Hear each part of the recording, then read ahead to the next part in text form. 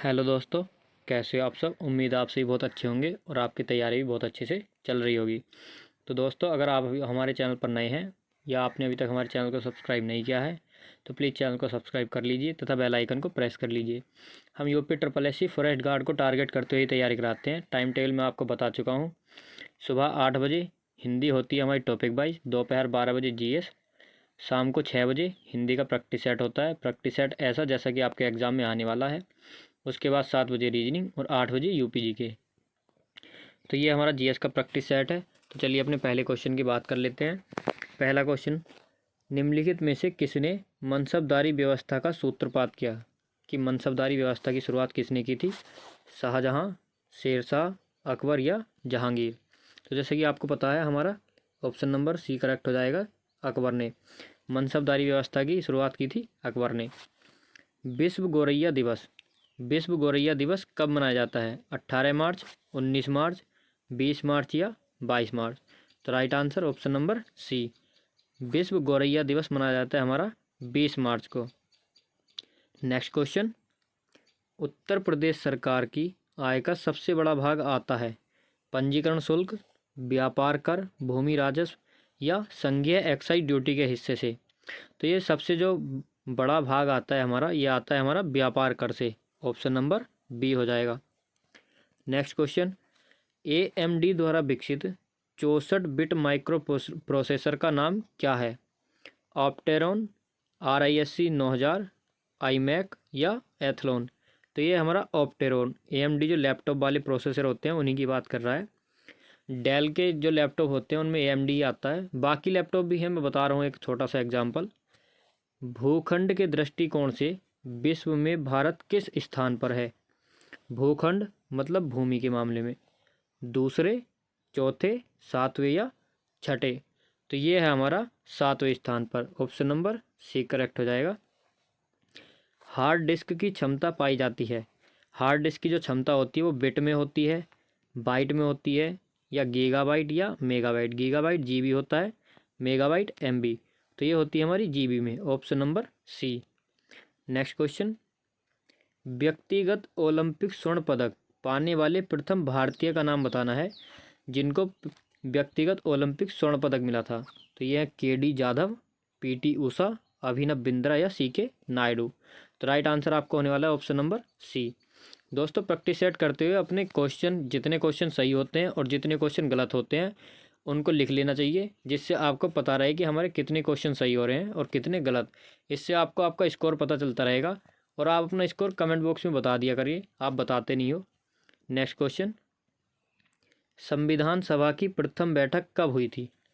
अब ये क्वेश्चन कितनी बार पूछा गया है आपसे, तो देखते ही आंसर टिक कर दीजिए। 9 दिसंबर 1946। नेक्स्ट क्वेश्चन, पुनर्गठन के फलस्वरूप वर्ष 1947 में संविधान सभा के सदस्यों की संख्या कितनी रह गई। 1947 में संविधान सभा के सदस्यों की संख्या पूछ रहा, और वो भी पुनर्गठन के बाद। ध्यान से पढ़ना है क्वेश्चन। 450, 572, 299 या 272। तो ये रह गई है हमारी 299। ऑप्शन नंबर C करेक्ट हो जाएगा। नेक्स्ट क्वेश्चन, सल्तनत वंश की विशालतम स्थायी सेना जिसका भुगतान सीधा राज्य द्वारा किया जाता था बनाई थी। तो किसने बनाई थी। इल्तुतमिश ने, अलाउद्दीन खिलजी ने, मोहम्मद बिन तुगलक ने या सिकंदर लोदी ने। तो ये बनाई थी हमारा अलाउद्दीन खिलजी ने। ऑप्शन नंबर B करेक्ट हो जाएगा। नेक्स्ट क्वेश्चन, विख्यात बिहू नृत्य किस राज्य से संबंधित है। असम, गुजरात, जम्मू कश्मीर और सिक्किम। तो बिहू नृत्य आप सभी को पता होगा असम राज्य से है। तो दोस्तों, आज आपको लग रहा हो कि आज का प्रैक्टिस सेट थोड़ा इजी है, क्योंकि बच्चे डिमोटिवेट हो रहे थे, बोल रहे थे कि सर हमारा स्कोर ही नहीं आ पाता, क्या कमेंट करें स्कोर का, हम क्या एग्ज़ाम में भी ऐसे ही होगा, आज तो हमारा नंबर नहीं आ पाएगा। तो जो मॉर्निंग वाला प्रैक्टिस सेट था उसका भी मैंने थोड़ा लेवल ईजी कर दिया है, और ये वाला जो प्रैक्टिस सेट है GS वाला, इसका भी लेवल आपको ईजी लग रहा होगा बाकी दिन की अपेक्षा। ठीक है, जो शाम वाले हमारे प्रैक्टिस सेट होंगे उनका लेवल भी मैं थोड़ा कम कर दूंगा। वैसे वो लेवल सही चल रहा था, लेकिन फिर भी आप डीमोटिवेट ना हो।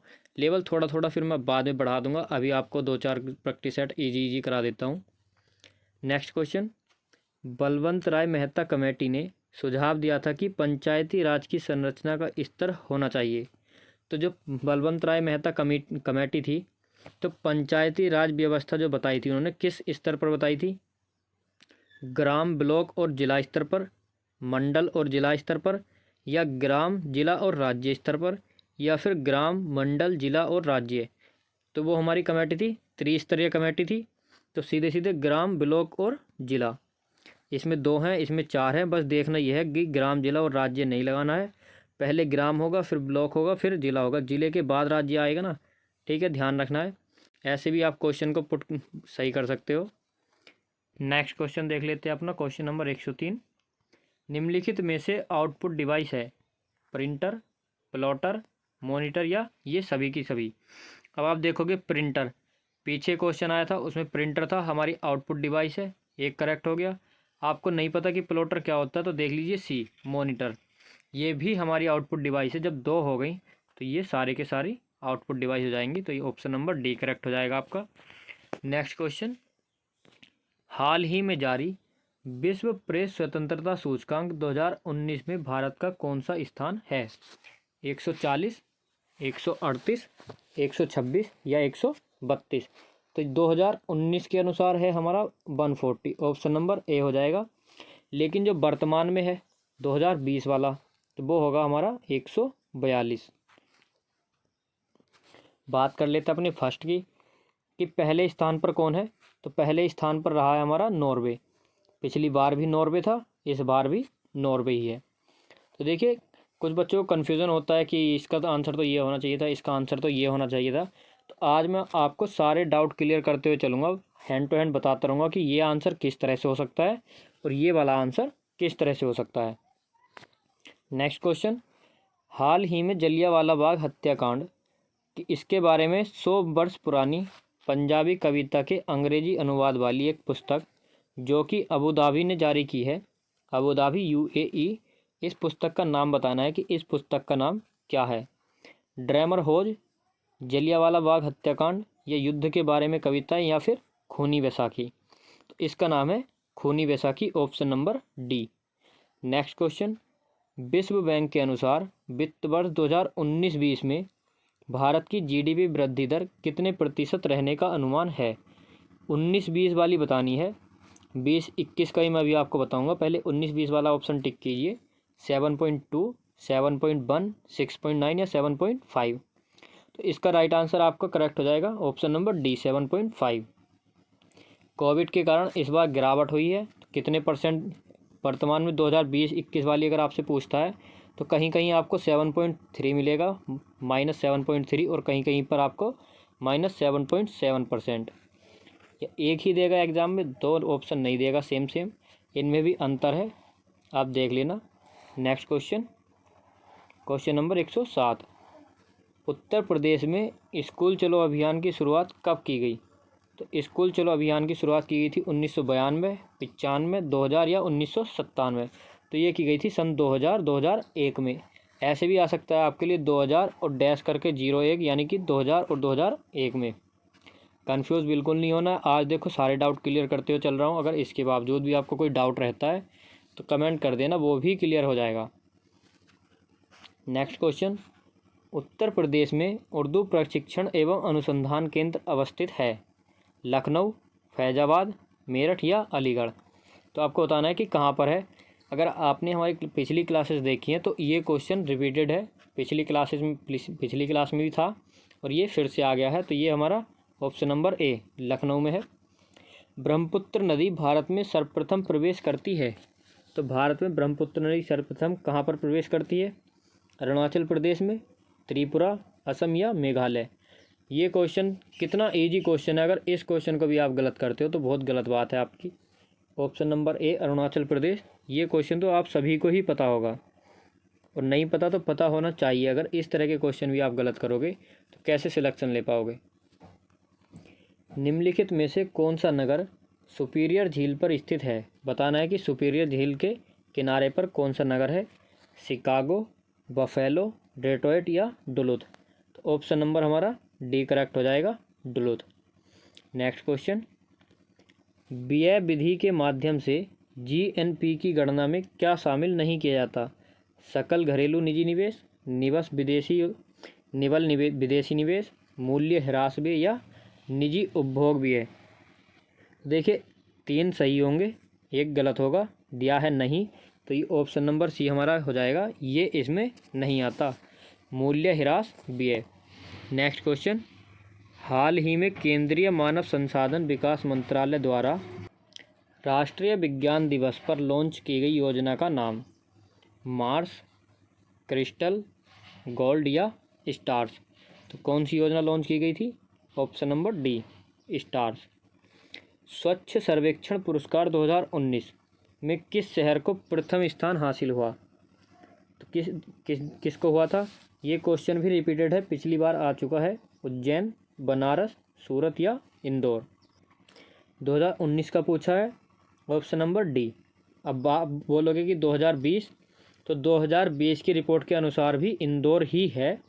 इंदौर मध्य प्रदेश का पिछले लगातार 4 वर्षों से इंदौर ही प्रथम स्थान पर आ रहा है। नेक्स्ट क्वेश्चन, निम्नलिखित नदियों में से किसका सर्वाधिक बड़ा जलग्रहण है? मतलब जलग्रहण क्षेत्र बताना है कि किसमें सर्वाधिक जल की मात्रा है। नर्मदा नदी, महानदी, गोदावरी या कृष्णा नदी। तो ये ऑप्शन नंबर सी हो जाएगा, गोदावरी नदी। पंचायत के चुनाव कराने हेतु निर्णय किसके द्वारा लिया जाता है? जो पंचायत के चुनाव होते हैं तो इसका जो भी काम रहता है वो इसका निर्णय कि कब होना है, कैसे होना है, ये सब काम किसका होता है? हमारा केंद्र सरकार, राज्य सरकार, जिला न्यायाधीश या चुनाव आयोग। तो देखिए केंद्र सरकार तो इतना छोटा, मतलब पंचायतों के चुनाव को नहीं देखेगी, तो ऑप्शन नंबर बी करेक्ट हो जाएगा, राज्य सरकार। नेक्स्ट क्वेश्चन, निम्नलिखित में से कौन सी भारतीय महिला ब्रिटेन की फेलो रॉयल सोसाइटी की सदस्य बनने वाली 358 वर्ष के इतिहास में पहली महिला बनी है? ये कितना अच्छा क्वेश्चन है। वर्षा कौल, गगनदीप कंग, बबीता गर्ग या नवज्योति भारती। तो हमारा ऑप्शन नंबर बी करेक्ट हो जाएगा, गगनदीप कंग। नेक्स्ट क्वेश्चन, भारत जैसा अविकसित देश, क्योंकि भारत विकासशील देश है तो विकसित नहीं हुआ, या तो इसको विकासशील बोल सकते हो या अविकसित देश बोल सकते हो। अमेरिका विकसित देश है जो गतिहीनता और मुद्रास्फीति दोनों से बचने को कृत संकल्प है। तो इसको बताना है कि अधिक और वृद्धिशील मात्रा में जिसकी प्राप्ति के उपाय करने होंगे वह है। मतलब क्या उपाय करना चाहिए इसको, मतलब सही करने के लिए किस में वृद्धि करें? कर आय में वृद्धि करें, गैर कर आय, ऋण या अनुदान। ऑप्शन नंबर ए करेक्ट हो जाएगा, कर आय। नेक्स्ट क्वेश्चन, इंदिरा गांधी राष्ट्रीय उड़ान अकादमी, बताना है कि इंदिरा गांधी राष्ट्रीय उड़ान अकादमी कहाँ पर है? सिकंदराबाद, रायबरेली, जोधपुर या फिर दिल्ली। तो ये हमारा ऑप्शन नंबर बी, रायबरेली में। नेक्स्ट क्वेश्चन, यहाँ एक क्रांति होने जा रही है। यहाँ मतलब कहाँ? भारत की बात की जा रही है। भारत में एक क्रांति होने जा रही है और हमें जल्दी से चले जाना चाहिए। ये किसने कहा था कि भारत में क्रांति होने वाली है, हमें जल्दी से यहाँ से भाग जाना चाहिए या चले जाना चाहिए? किसने कहा था? Sir Stafford Cripps, lord Pethick Lawrence, lord Wavell या एवी अलेक्जेंडर। चारों ही अंग्रेज दिए गए हैं। क्रांति होने वाली थी तो डर के तो भागना ही था उनको, तो ये कहा था लॉर्ड बेबल ने। ये लॉर्ड, देखो इनके नाम के आगे लॉर्ड लगाया जाता, कितनी गंदी बात है। ये लॉर्ड नहीं लगाना है, हटा दो इसको, ये कोई लॉर्ड वॉर्ड नहीं है, लुटेरे थे ये कमीने। इंडिया टुडे क्या है? इंडिया टुडे है, मतलब इंडिया टुडे क्या है बताना है। 4 ऑप्शन दिए गए हैं, इनमें से कोई एक है। ये समस्याओं का अस्थिर पुंज है, यह पूर्व ब्रिटिश भारत से पाकिस्तान और बांग्लादेश निकालकर जो रह गया था वो इंडिया टुडे है, यह एक समाचार पत्रिका जो वर्तमान मामलों को समर्पित है, यह भारतीय संघ जो संयुक्त राष्ट्र का सदस्य है। तो ये हमारा ऑप्शन नंबर सी हो जाएगा। इंडिया टुडे एक समाचार पत्रिका है जो वर्तमान मामलों को समर्पित है। नेक्स्ट क्वेश्चन, अंतर्राष्ट्रीय परमाणु ऊर्जा एजेंसी, बताना है कि इसका मुख्यालय कहाँ पर स्थित है?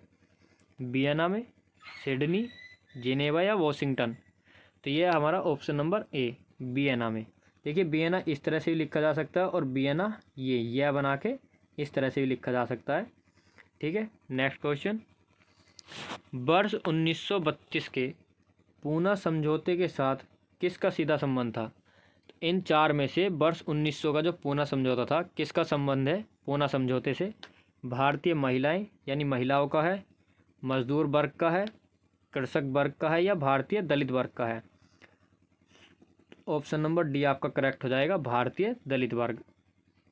नेक्स्ट क्वेश्चन 123, भारत में रेडियो प्रसारण का प्रारंभ किस वर्ष हुआ? तो देखिए, अगर आपसे क्वेश्चन सीधा सीधा पूछा गया, राइट आंसर हो जाएगा 1927। अब 1930, 1936 या 1957 नहीं है, लेकिन इसमें बहुत तगड़ा कन्फ्यूज़न है। कहीं फिर आप बाद में बोलोगे सर इसका तो ये वाला आंसर होना चाहिए था। तो देखिए, मैं बता दूं, भारत में रेडियो प्रसारण शुरू हुआ था 1920 में।